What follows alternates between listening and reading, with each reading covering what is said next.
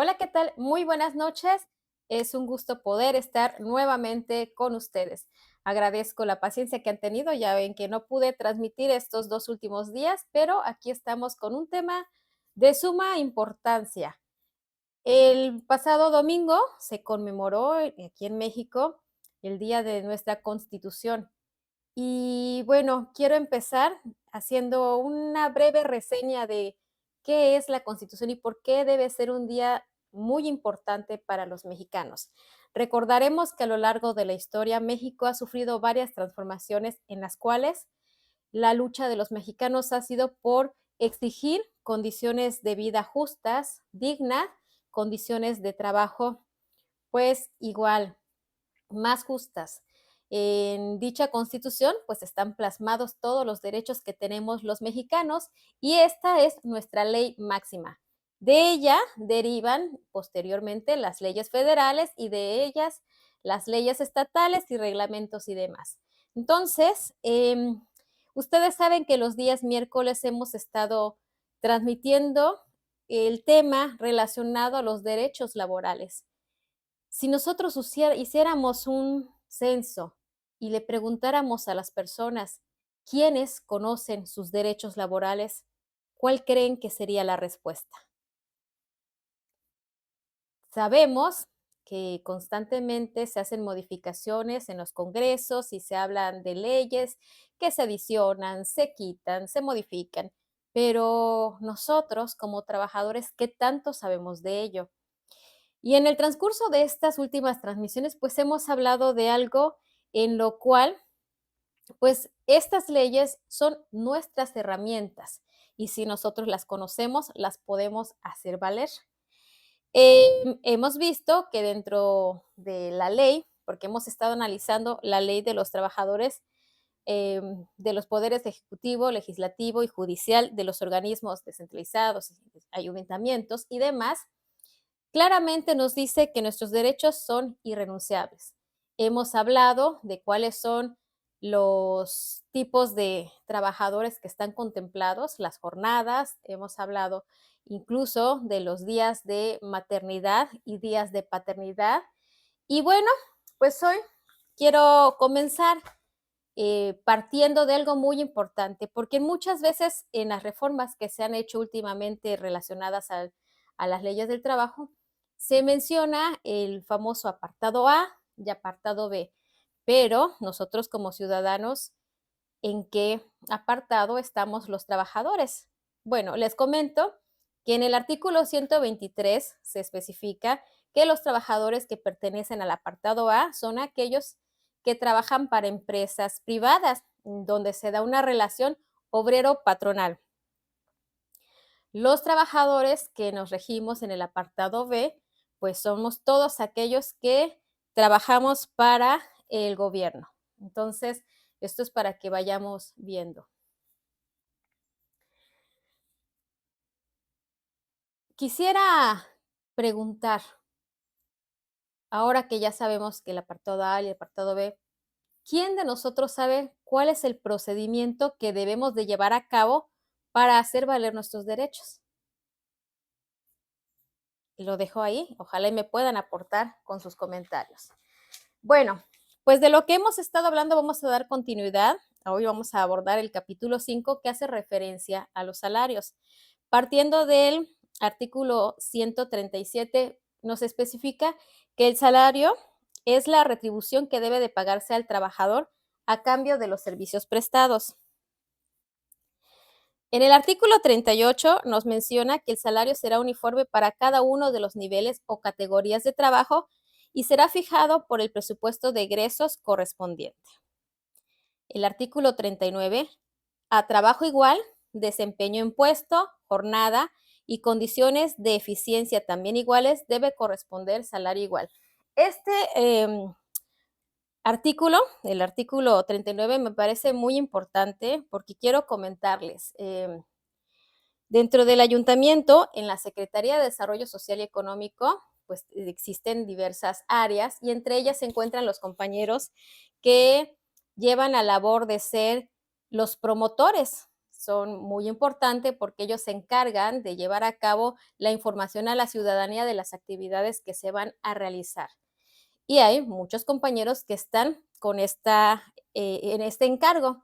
Sin embargo, aquí este artículo, que es el 39, no se cumple. Dice, a trabajo igual, desempeño en puesto, jornada y condiciones de eficiencia también iguales, debe de corresponder un salario igual. Aquí los salarios están asignados, pues dependiendo de cómo les haya ido en la feria, es decir, algunos promotores ganan arriba de 3,500, otros ganan 5,000, otros 7,000, o sea, esto no está cumpliéndose y yo creo que es muy importante que lo sepan porque aquí en la ley dice que no debe de haber una preferencia, la misma responsabilidad deben de tener el mismo salario. Entonces, aquí se los comparto en el artículo 39. El artículo 40. La cuantía del salario uniformemente fijado no podrá ser disminuida durante la vigilancia de los presupuestos de egresos correspondientes. Los aumentos de salario se establecerán de conformidad con la capacidad económica del Estado, con excepción de los trabajadores del sistema educativo quintanarroense, en cuyo caso los incrementos salariales serán en base a los convenios vigentes firmados sobre la materia entre la Federación y el Estado. El artículo 41. La uniformidad de los salarios correspondientes a las distintas categorías de trabajo será fijada, pero para compensar las diferencias que resulten del distinto costo de vida en diversas zonas económicas del Estado, se crearán partidas destinadas al pago de sobresueldos, determinándose previamente las zonas que deban cubrirse y que serán iguales para cada categoría. Artículo 42. Se crearán también las partidas específicas denominadas compensaciones adicionales destinadas a cubrir a los trabajadores cantidades que se agregarán a su sueldo presupuestal y sobresueldo y cuyo otorgamiento por parte de los poderes, organismos descentralizados y ayuntamientos será discrecional en cuanto a su monto y duración, de acuerdo con las responsabilidades o trabajos extraordinarios inherentes al cargo o por servicios especiales que desempeñen. Al agotarse las razones que dieron origen a su otorgamiento, los poderes, organismos descentralizados y ayuntamientos podrán libremente dejar de concederlas sin ninguna responsabilidad. Hemos oído mucho desde la administración pasada que nuestro ayuntamiento aquí en Benito Juárez, en Cancún, es un gobierno que trabaja 24/7 y se ha tratado de hacer que todos los trabajadores tengan esa misma responsabilidad. Sin embargo, nuestra ley marca muy claramente que existen las jornadas laborales y que todos los trabajadores deben de ser respetados en cuanto a su jornada. La jornada máxima debe de ser de hasta 8 horas, porque muchas veces la interpretan a modo y quieren que el trabajador esté más de 8 horas. Entonces, una jornada, dependiendo del servicio que se requiera, puede ser de 4 horas, de 5 horas, de 5 horas y media, de 6 horas, pero no mayor a 8 horas. En los análisis que hemos hecho, hemos visto que hay circunstancias en las que cuando se requiera de un servicio por un tiempo mayor, este no puede ser más de 2 veces por semana y además se le pagará como tiempo extra al trabajador. Aquí sabemos que hay compañeros que trabajan y que además del salario tienen una compensación. Bueno, a ellos sí se les pudiese en un momento dado pedir que presten mayor tiempo de su jornada porque, bueno, se les ve retribuido en este salario, pero no al trabajador que recibe un sueldo base y que además cumple con su jornada laboral. En el artículo 43, los pagos se efectuarán precisamente en moneda del curso legal o cheques.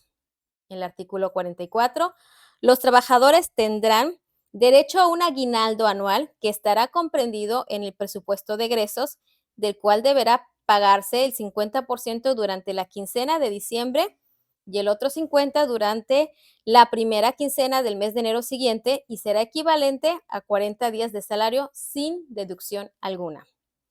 Si el trabajador hubiese iniciado la prestación de sus servicios antes del 1 de julio, recibirá la totalidad del aguinaldo y si la prestación de servicios hubiese iniciado posteriormente a la fecha, 1 de julio, el aguinaldo será proporcional a los días laborados. Esto es muy importante para todos aquellos trabajadores que su contrato inicia desde enero hasta el 1 de julio, deben de recibir su aguinaldo completo. Aquellos que están contratados posteriores al 1 de julio, de aquí a diciembre, también tienen derecho a una parte proporcional del aguinaldo. Nada de que porque no empezaron a trabajar desde el principio de año no les corresponde. Les toca una parte proporcional. Capítulo 6. De los descuentos al salario. Aquí quiero hacer una pausa y comentarles algo que he estado aprendiendo dentro de estos análisis en cuanto al derecho. Y yo les hice las preguntas al principio de quiénes conocen sus derechos y cómo deben de hacerlos valer. Es porque en la ley de los trabajadores es un poco menos, digamos, fácil, por decir, de interpretar. Y les quiero comentar, por ejemplo, la ley del Código Civil se divide en precisamente, digo, el derecho civil se divide en el Código Civil, que es donde está especificado qué significa qué es, y está el procedimiento de los procedimientos civiles. Perdón, el Código de Procedimientos Civiles. El derecho penal también está establecido, tiene un código penal y también tiene un procedimiento de códigos penales. En cambio, la ley de los trabajadores al servicio de los poderes ejecutivo, legislativo y judicial de los ayuntamientos y organismos descentralizados, aquí está todo, no tenemos un procedimiento laboral, está todo en esta ley. Y lo que hemos podido observar dentro de estos análisis es que los apartados en cuanto a nuestras obligaciones, sí están los artículos, digamos, en un apartado y ahí se pueden establecer. Sin embargo, lo referente a nuestros derechos, no. Tenemos que leer artículo por artículo para ir determinando cuáles son nuestros derechos. Entonces, continuando ya con este análisis, es que en el capítulo 6 ya vamos a entrar en cuanto a los descuentos al salario, porque cuando algún trabajador, digamos, incurre en alguna falta o lo que la autoridad llama alguna falta, en muchas ocasiones lo que buscan es sancionar y lo hacen de manera económica. Les comento algo que nos pasó durante el magisterio, cuando empezamos a leer precisamente nuestros derechos y nuestras obligaciones, nos dimos cuenta que de manera arbitraria la Secretaría de Educación y Cultura hacía retenciones económicas por alguna sanción que indicaba la autoridad inmediata, que en este caso eran los directores. Es decir, que si alguna maestra le respondió mal a la directora, esta hacía un reporte, se le levantaba según un proceso en el área jurídica y posteriormente se le hacían retenciones de 2, 3, llegamos a ver hasta 7 quincenas que retenían de manera arbitraria, algo que no aplica para nosotros como trabajadores, ¿no? Que si el maestro o la maestra no entregó en tiempo y forma su planeación, se amerita una sanción y tenían un formato que luego también con el paso del tiempo nos dimos cuenta que era un machote, un formato donde había artículos que nada tenían que ver con nuestros reglamentos y de ahí hacían todo un texto que impactaba y bueno, a varios de nuestros compañeros les hicieron retenciones de salarios, algo que no debe de ser, ¿no? Y aquí en el capítulo 6 está claramente especificado cuáles son los motivos por los cuales se pueden hacer descuentos al salario de los trabajadores. En el artículo 45 dice, solo podrán hacerse retenciones, descuentos o deducciones al salario de los trabajadores cuando se trate, fracción primera, de deudas contraídas en dependencias donde preste sus servicios por conceptos de anticipos de salario, préstamos a corto, mediano y largo plazo, pagos hechos con exceso, errores o pérdidas debidamente comprobadas. Como trabajadores, algunas veces hemos solicitado tarjetas de crédito, préstamo, entonces los descuentos se hacen vía nómina. pero previa autorización. 2. Fracción segunda, del cobro de cuotas sindicales o aportación de fondos para la constitución de cooperativas de consumo y cajas de ahorro, siempre que el trabajador hubiese manifestado previamente de una manera expresa su conformidad. Es decir, cuando el trabajador decide participar en algún sindicato, sabemos que nosotros pagamos cuotas, bueno, se autoriza y se pueden hacer estos descuentos vía nómina.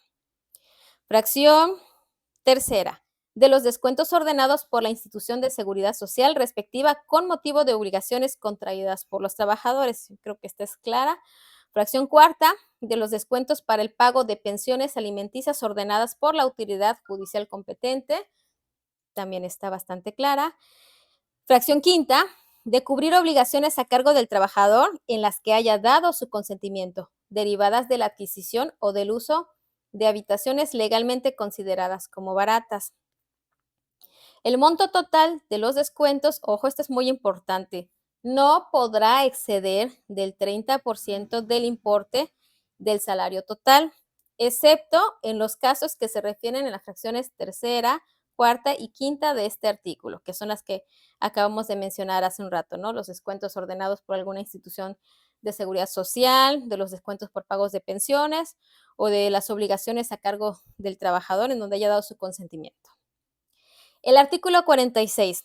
Está prohibida la imposición de multas a los trabajadores en sus fuentes de trabajo, cualquiera que sea su causa o concepto. Este es el artículo que les mencionaba hace un rato, que nos protege de la retención de quincenas. Lo que nos hacían en el magisterio, ¿no? O sea, porque eh, merece una sanción el docente y le vamos a retener 2, 3 quincenas. Esto está muy claro y el artículo 46 es el que prohíbe la imposición de multas a los trabajadores en su fuente de trabajo. Y obviamente, pues esto no aplica nada más para el magisterio, esto es para todos los trabajadores, como dije al principio, nos regimos bajo el apartado B, para todos los que prestamos nuestros servicios al gobierno. Artículo 47. El salario no es susceptible de descuento, embargo judicial o administrativo, salvo lo establecido en el artículo 45 de esta ley. Como iba diciendo, bueno, pues este es el que habla precisamente de cuáles son las causas que pueden motivar a un descuento. Lo que no esté contemplado en esta ley no debe de permitirse. El artículo 48. Es nula la cesión del salario a favor de una tercera persona. El salario es la retribución de un servicio y pues, aquí no aplica de que se lo voy a ceder a otra persona, ojo. En el capítulo 49, bueno, pues habla de las obligaciones de los poderes, ayuntamientos y organismos descentralizados.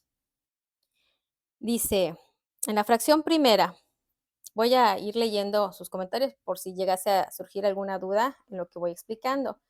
Dice Conchita Carrillo, buenas noches Conchita, gracias por seguirnos en esta transmisión. Betty Frías, buenas noches maestra Maricruz, muy buenas noches Betty, qué gusto, te mando un fuerte abrazo. Gracias por ver esta transmisión. Tarsila Izquierdo, buenas noches maestra, le comento que sí hay despidos injustificados, por como sabe, mi trabaja en derecho, tiene 3 casos por despidos que trabajan en un municipio y comentó mi hijo que dicen conocerla a usted y quién pagará el Estado.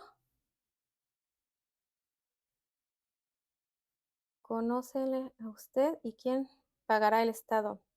Lo último no le entendí muy bien, doña Társila, pero efectivamente, sí hay despidos injustificados y yo creo que me voy a saltar un poquito, retomando lo que usted menciona, porque sí lo íbamos a hablar de cuándo se considera un despido válido y cuándo encuadra en lo que es el despido injustificado. Ya hablábamos precisamente de ello y me voy a ir directamente al artículo 53.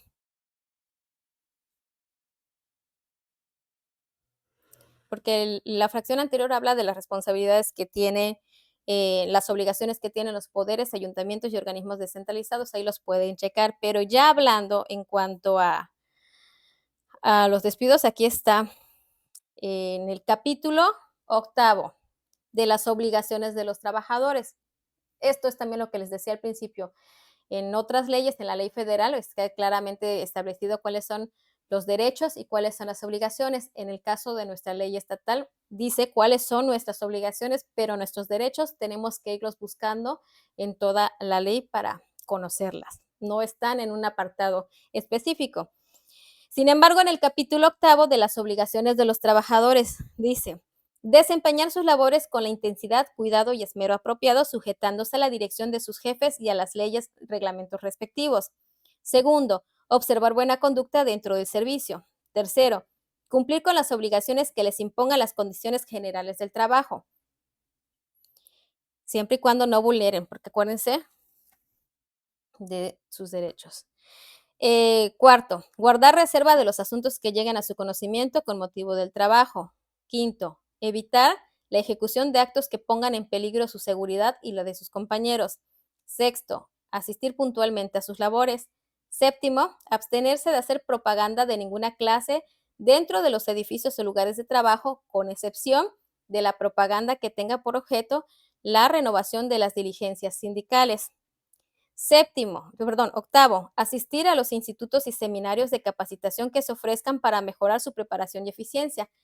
Este lo voy a retomar porque cuando se trata de capacitación, fíjense, por lo general se manda a los compañeros de confianza, ya que los sindicalizados siempre andan pues escudándose de sus derechos como agremiados y había cierta resistencia con algunos, quiero ser clara, con algunos compañeros sindicalizados, porque también tengo que reconocer que hay compañeros que a pesar de que están afiliados a un sindicato, cumplen con sus labores y todavía aportan más sin exceder o sin violentar sus derechos laborales, pero hay unos que se escudan de que como son sindicalizados, cuando se les habla de mandarles a una capacitación o algún curso, siempre preguntan si una vez que salgan del curso ya no regresan al trabajo, si se les va a pagar el transporte.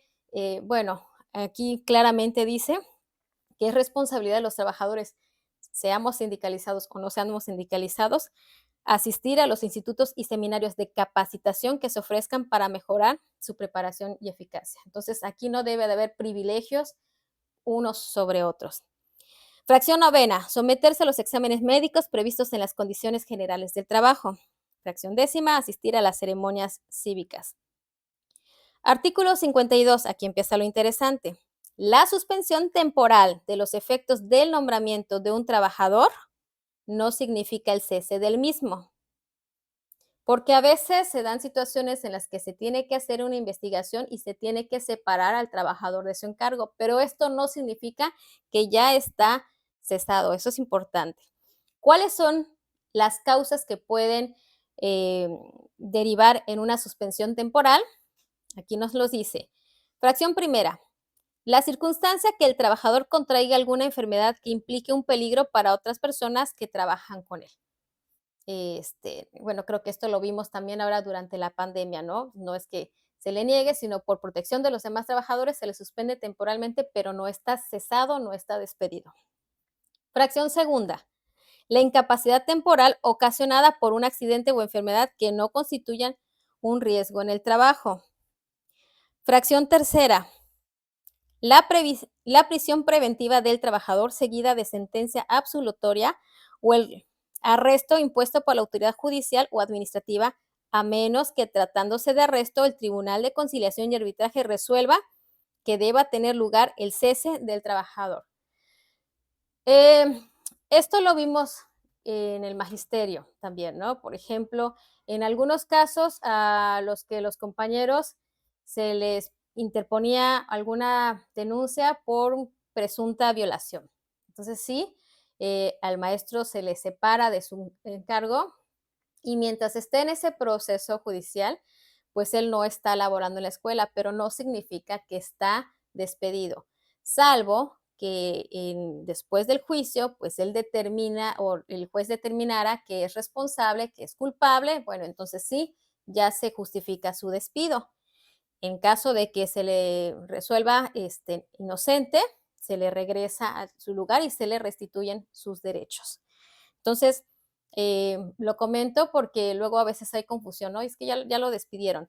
Algo que nos ocurrió también cuando estuvimos en el movimiento magisterial, pues nuestros compañeros que defendieron la educación pública y que se negaron a presentar un examen que pues realmente eh, pues estaba dentro de la reforma educativa impuesta por Enrique Peña Nieto, y se les inició un procedimiento, ¿no? Entonces, ¿qué fue lo que hizo la Secretaría en contubernio con el sindicato? Estas plazas de nuestros compañeros que se encontraban en litigio debieron de ser resguardadas. Si bien se requería de algún docente que cubriera los espacios, se debieron otorgar licencias, o sea, eh, estas plazas temporales para que no se deje de prestar el servicio. Pero no fue así. Estaban en un proceso, los dieron por despedidos, boletinaron sus plazas y otros compañeros las ocuparon. Cuando terminan ya su proceso y el juez ordena regresarlos a su fuente de trabajo, pues la secretaría sí se encontraba en un conflicto de tal forma de que si no los regresaba, caían en desacato a la autoridad y violentaban el derecho de nuestros compañeros. Y si los reinstalaban, bueno, pues violentaban los derechos ya adquiridos por otros docentes, ¿no? Entonces, por ello es muy importante que nosotros conozcamos esta fracción y tener bien claro que no, por el hecho de estar en un proceso legal, estamos cesados, salvo que ya el dictamen de un juez, pues así lo indique.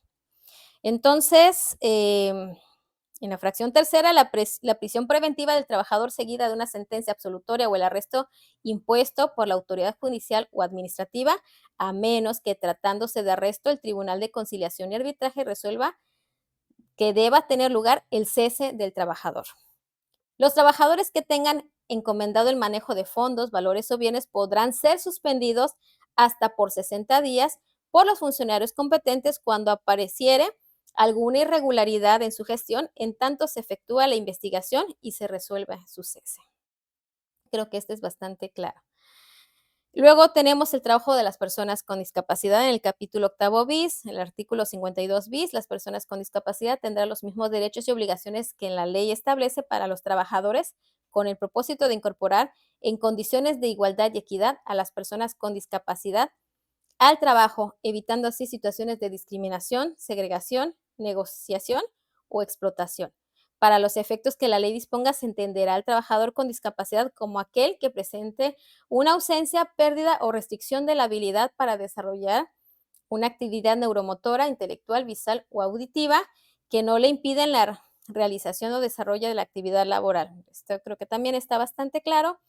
Está el 52 ter, dice, los sujetos obligados de esta ley adecuarán sus instalaciones de trabajo de acuerdo a las normas y reglamentos vigentes para proporcionar a los trabajadores con discapacidad las condiciones necesarias de acceso, seguridad y libre desplazamiento que les permitan efectuar con normalidad sus actividades laborales.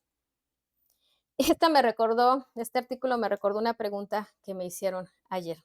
Hablamos de que las personas con discapacidad tienen derecho a un trabajo y obviamente tienen sus obligaciones y también sus derechos. Pero ¿qué pasa si un día tienen que ir pues al Tribunal de Conciliación y Arbitraje? Este se encuentra en la ciudad de Chetumal y no tiene las condiciones necesarias para atender a algún trabajador con alguna discapacidad. Es un edificio en donde las oficinas se encuentran en un segundo piso, segundo o tercer piso, donde son escaleras angostas, pero no hay rampa, no hay un pasamanos incluso para las personas con discapacidad visual. Y yo creo que es algo que se tiene que contemplar porque ellos pues no están exentos de que se les violenten sus derechos laborales. Lo dejo como sugerencia a las autoridades competentes. 52 quinques. La contratación de las personas con discapacidad se sujetará a las siguientes reglas.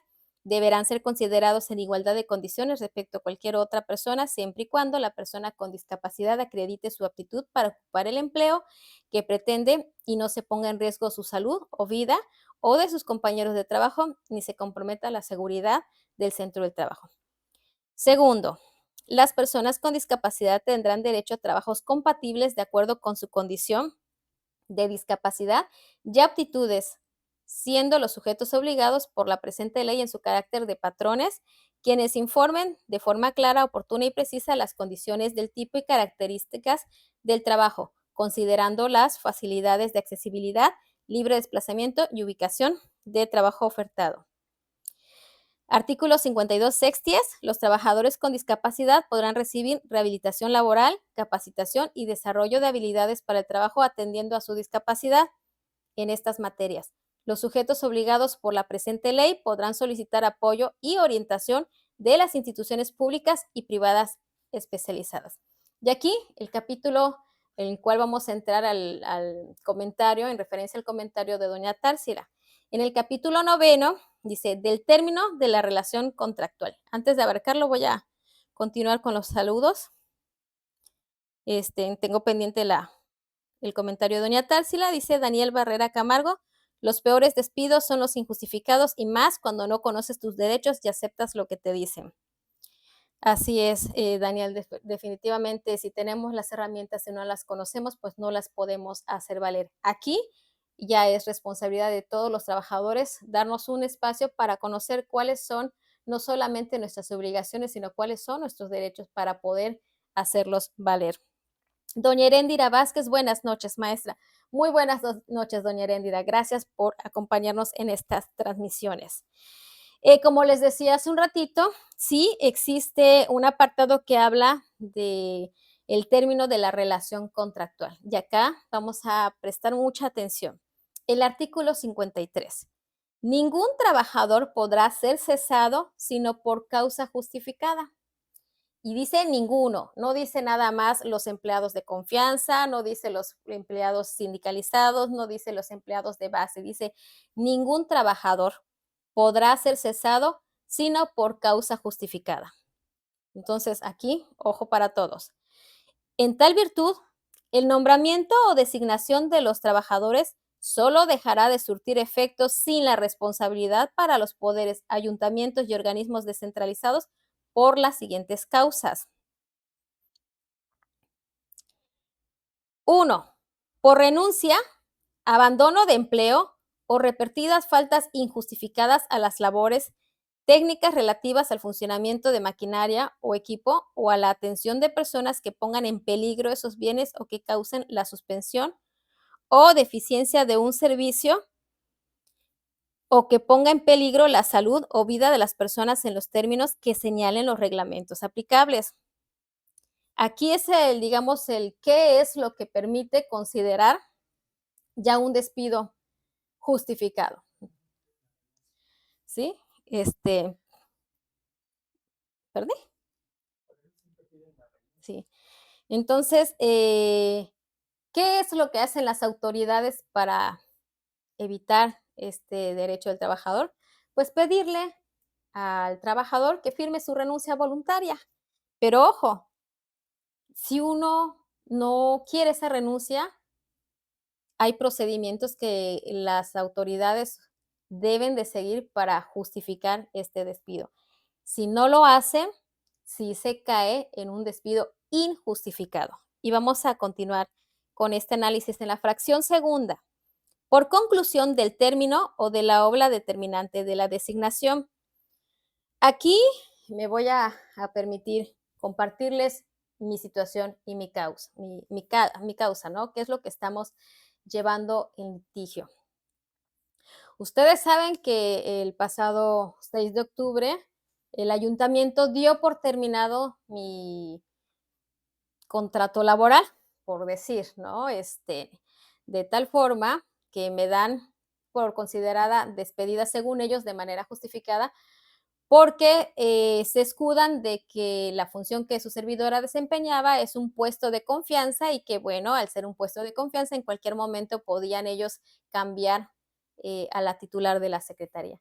Sin embargo, es importante que todos conozcan que para poder desempeñarme como secretaria de Desarrollo Social y Económico, secretaria municipal de Desarrollo Social y Económico, recibí un nombramiento en donde claramente especifica cuál es el periodo constitucional para el cual fui asignada. Y ahí claramente dice el periodo constitucional 2021-2024. Aquí es donde entra la fracción segunda. por conclusión del término o de la obra determinante de la designación. Es decir, terminando la administración en el 2024, se da por terminada la asignación que tenía y obviamente ahí sí, ya después la siguiente administración no tiene la obligación de volverme a ratificar como secretaria y yo ya no tendría ningún derecho de pelear porque se cumplió con el periodo constitucional para el cual fui nombrada.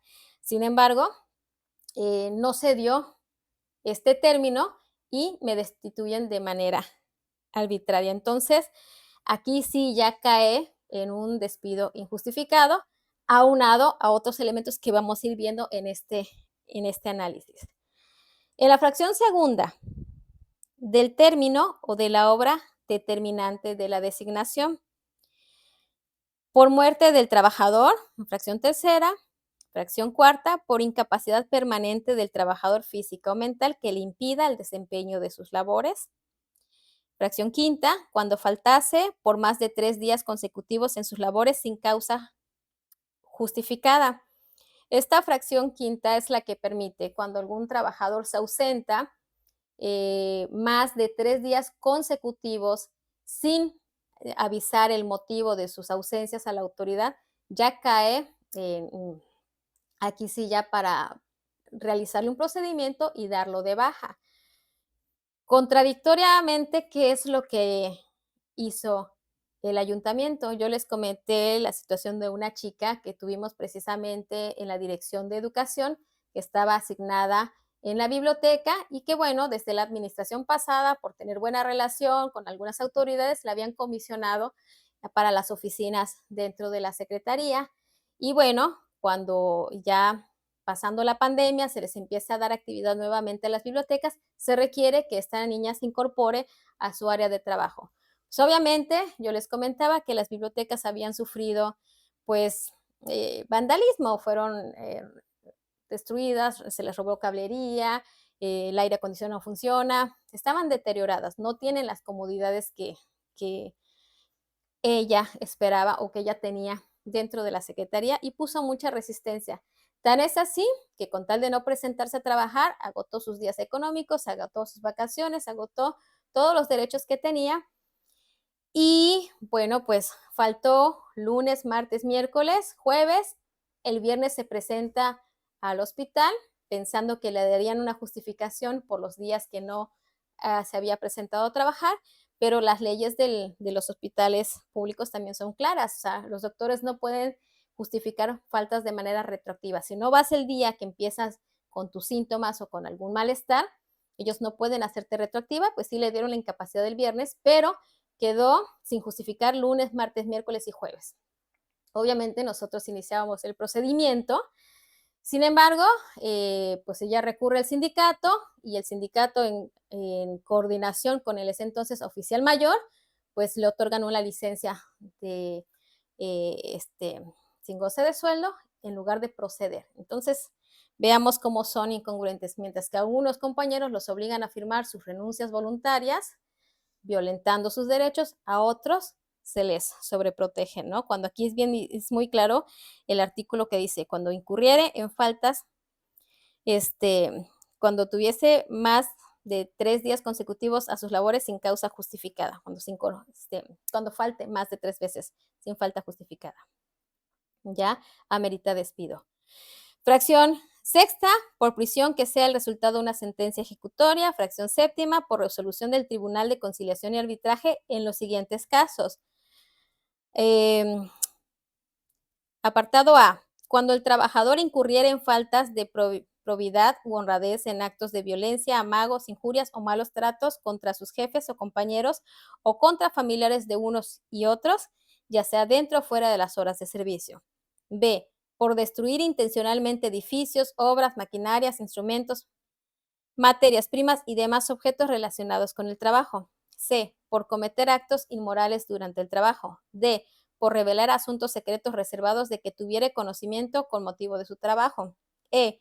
Por comprometer con su imprudencia, descuido o negligencia la seguridad de la dependencia, oficina o taller donde preste sus servicios o de las personas que ahí laboren. F. Por desobedecer reiteradamente y sin justificación las órdenes que reciba de sus superiores. G. por incurrir al trabajo en estado de embriaguez o bajo la influencia de algún narcótico o droga enervante. H, por incumplimiento reiterado a las condiciones de trabajo. En los casos a que se refiere esta fracción, el trabajador que diere motivo para la terminación de los efectos del nombramiento podrá ser desde luego suspendido en su trabajo si con ello estuviera conforme el sindicato correspondiente, pero si no fuera así, el titular respectivo podrá ordenar su remoción a oficina distinta a aquella en que estuviese prestando sus servicios hasta que sea resuelto en definitiva el conflicto por el Tribunal de Conciliación y Arbitraje. Si el tribunal resuelve que fue justificada la justificación, el trabajador no tendrá derecho al pago de los salarios caídos. Aquí está, creo que bien específico cuando pues la autoridad puede despedirte, ¿no? Aquí creo que es más que claro, pero mientras estés en un proceso también te dice, ¿no? Te pueden remover, te pueden cambiar, te pueden pasar a otra área mientras no salga resolutivo del juez. Si el resolutivo del juez sale y el fallo es a favor de la autoridad, bueno, pues ahí se te va a liquidar conforme a la ley. Obviamente, pues ya no se te va a hacer el pago de los salarios caídos, pero esto es porque ya hubo la resolución del juez. El artículo 53 bis. Cuando el trabajador incurre en algunas de las causales que se refiere a la fracción séptima del artículo anterior, el jefe superior de la oficina procederá a levantar el acta administrativa con intervención del trabajador y un representante del sindicato respectivo, en la que con toda precisión se asentarán los hechos, la declaración del trabajador afectado y la de los testigos del cargo y descargo que se propongan, la que se afirmará por los que en ella intervengan y por los testigos de asistencia, debiendo entregarse en ese mismo acto una copia al trabajador y otra al representante sindical. Pero aquí es claro, dice, en la que se firmará. Sí, aquí hay un error en la ley, lo que estábamos checando hace un ratito. Dice, esta ley dice que a los diputados tienen trabajo, tienen que leerla y corregirla. Dice, cuando el trabajador incurra en alguna de las causales a que se refiere la fracción séptima del artículo anterior, el jefe superior de la oficina procederá a levantar el acta administrativa con intervención del trabajador y un representante del sindicato respectivo, en la que con toda precisión se asentarán los hechos, la declaración del trabajador, la que se afirmará por los que ella intervengan, o sea, se refiere. Aquí no es afirmará, es se firmará, o sea, de firmar. Aquí es un error de letra, por lo que ellos intervengan, y por 2 testigos de asistencia, debiendo entregarse en ese mismo acto una copia al trabajador y otra al representante sindical. Este 53 bis, yo creo que es uno de los que más se violentan también, porque por lo general, en realidad llaman al trabajador, no entra con testigos, no hay nadie que reafirme todo esto, se hace de manera arbitraria. Yo creo que aquí está más que claro lo que dice y eso es importante que lo conozcamos todos. De hecho, dentro de los compañeros que fueron obligados a firmar sus despidos, perdón, sus renuncias voluntarias, em, este procedimiento no se llevó, a ellos los hablaron de manera personal, simple y sencillamente les dijeron que pues sí eran buenos trabajadores, que se requería de su servicio, que la nueva secretaria necesitaba poner a gente de su confianza y que pues para evitarles problemas a futuro, pues firmaran su renuncia voluntaria, ¿no? Estando presente el jurídico, Contraloría y a la persona que designaban para ello, y el trabajador pues entraba sin un representante, sin testigos, sin nada, ¿no? Entonces, aquí creo que es muy importante este artículo y que todo el mundo lo conozca y lo hagamos valer para ir evitando que se sigan presentando más casos que orillan al trabajador a firmar su renuncia voluntaria. Este, antes de continuar, voy a ver si no hay alguna duda. Se me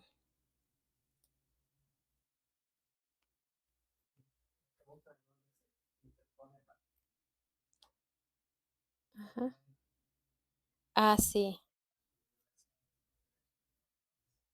sí. Benjamín Córdoba, excelente información, maestra. ¿Cómo defender nuestros derechos ante los patrones que abusan del trabajador? Gracias, Benjamín, por acompañarnos y pues retomando tu comentario, voy a dar respuesta a la pregunta que hice al principio. Si los trabajadores sabemos a dónde debemos de recurrir cuando se trate de hacer valer nuestros derechos laborales o interponer una demanda laboral. En el caso de los trabajadores del apartado B, los que prestamos nuestros servicios al gobierno, tenemos que dirigirnos al Tribunal de Conciliación y Arbitraje. Este se encuentra en la ciudad de Chetumal porque hay error. Muchas veces escuchamos, asiste a la Junta de Conciliación y Arbitraje. Nosotros no entramos en este proceso. Nuestro proceso se lleva a cabo en el Tribunal de Conciliación y Arbitraje. Y este se encuentra en Chetumal. Entonces, aquí pues quería hacer esta aclaración. Y bueno, como hemos visto, ¿cuáles son las causas que pueden originar un despido justificado, ¿no? ¿Cuáles son las justificantes para que se rescinda de nuestro contrato? Todo aquello que no está estipulado en esta ley, pues obviamente nos lleva ya al despido injustificado. Las causas como hemos visto ahorita, hay un procedimiento del cual la autoridad tiene que seguir para despedir a un trabajador y en este procedimiento está que el trabajador debe de ser notificado personalmente, algo que tampoco se da y que esta notificación debe de ser por escrito. ¿Qué es lo que vi? A raíz de que a su servidora la despiden, bueno, no, la despiden injustificadamente el 6 de octubre, es que a mí no se me notifica por escrito personalmente, este, violentan mi contrato, que obviamente yo les decía en mi nombramiento estipulaba claramente mi periodo constitucional era del año 2021 al 2023 y pues obviamente lo interrumpen, pero al no caer en los supuestos que aquí nos especifica la ley de las faltas que se deben incumplir para poder despedirme, pues sí, ya caigo en un despido injustificado. Posterior a esto, bueno, empiezan a llamar a los compañeros que laboraron conmigo y obviamente tampoco están dentro de estos apartados que indican que pueden ser despedidos justificadamente y pues como ellos lo saben, lo que hacen es recurrir a la presión psicológica, al causarte temor de que estás rodeada de un jurídico, de un contralor, de que desconoces tus derechos laborales y les pidieron sus renuncias voluntarias. Entonces estamos viendo que esto sí cae en los despidos injustificados y esto nos demuestra que, pues, aún siendo parte del gobierno, un gobierno que promueve los derechos, un gobierno que habla de trabajar por el bien del pueblo, pues en casa estamos muy mal, ¿no? En casa se están llevando a cabo este tipo de arbitrariedades, de violaciones laborales y bueno, esto es lo que ha dado cabida a que nosotros pues nos demos este espacio para compartir estas herramientas y los trabajadores ya no sigan permitiendo todo este tipo de violaciones. Y esto es muy importante porque en casa debemos de empezar, ¿no? Si al gobierno no le interesa el bienestar de sus trabajadores, que este también deriva en las familias de sus trabajadores, ¿realmente podemos creer que se van a preocupar por el bienestar del pueblo? Entonces aquí se los pongo. Este, Doña Társila, no sé si la información que le acabo de compartir es lo que usted estaba comentando, si hay alguna duda o si quiere enriquecerla, este espacio es para todos. Ustedes saben que no se trata nada más de que yo esté hablando, sino de que podamos nutrir. Y sí, pues usted tiene la fortuna de que su hijo es abogado y conoce esto y puede asesorar a los compañeros que desafortunadamente sí son muchos a los que se les violentan sus derechos laborales. En el gobierno no estamos exentos de esto y al contrario, ahora que nos hemos dado la oportunidad de leer, nos vamos dando cuenta de cómo se maneja, ¿no? Un gobierno principalmente que habla del combate a la corrupción, un gobierno que habla de, promueve más bien la violencia, la denuncia contra la violencia, pues bueno, en casa tenemos muchas deficiencias y como les decía un ratito, ¿no? Si en el gobierno no se preocupan por el bienestar de los trabajadores y de sus familias, ¿cómo podemos creer que se van a preocupar por el bienestar del pueblo? Y así está la situación laboral.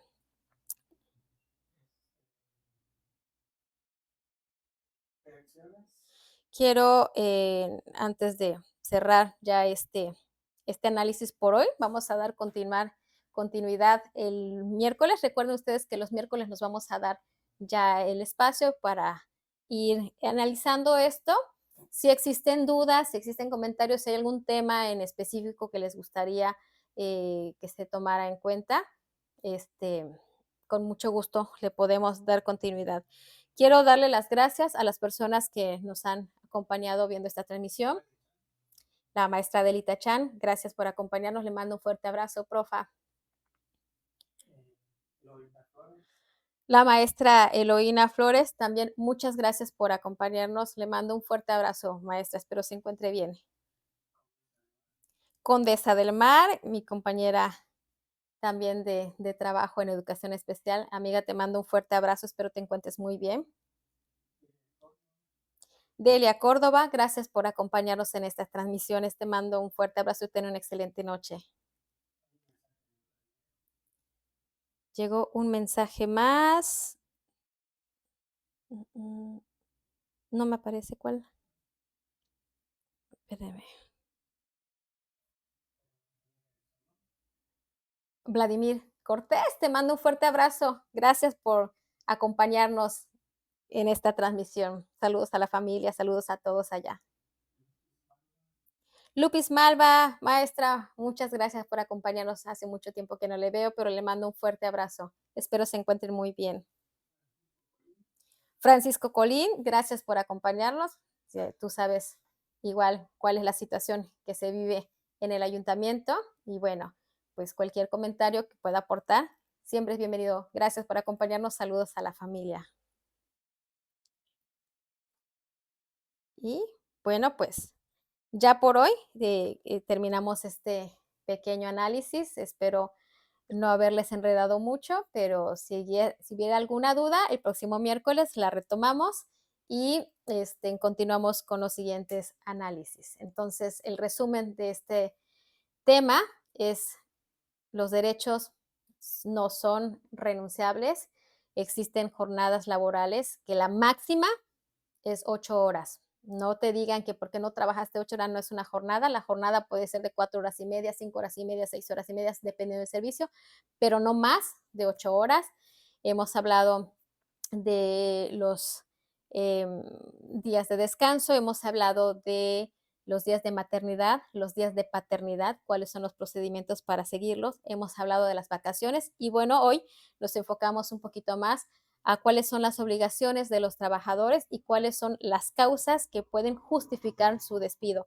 Todo aquello que no haya sido mencionado ya incurre en un despido injustificado y los trabajadores tenemos una herramienta en la cual podemos interponer nuestra demanda laboral y esto se lleva a cabo en el Tribunal de Conciliación y Arbitraje en la Ciudad de México, perdón, en la ciudad de Chetumal, en donde, bueno, ahí ya se presentarán y la autoridad tendrá que presentar las evidencias de lo que se le está demandando. Entonces, si nosotros conocemos nuestros derechos, ya no será tan fácil que nos los pisoteen. Pues muchas gracias por acompañarme en esta transmisión. Nos vemos mañana a las 8:30. Les deseo una excelente noche. Recuerden que pueden ver la repetición de estos videos en YouTube en Revolución de Conciencias en Cancún. Y pues, como siempre, les pido, ayúdenme compartiendo para que esta información llegue a más personas. Tengan una excelente noche, un feliz descanso y nos vemos mañana. Gracias por acompañarnos.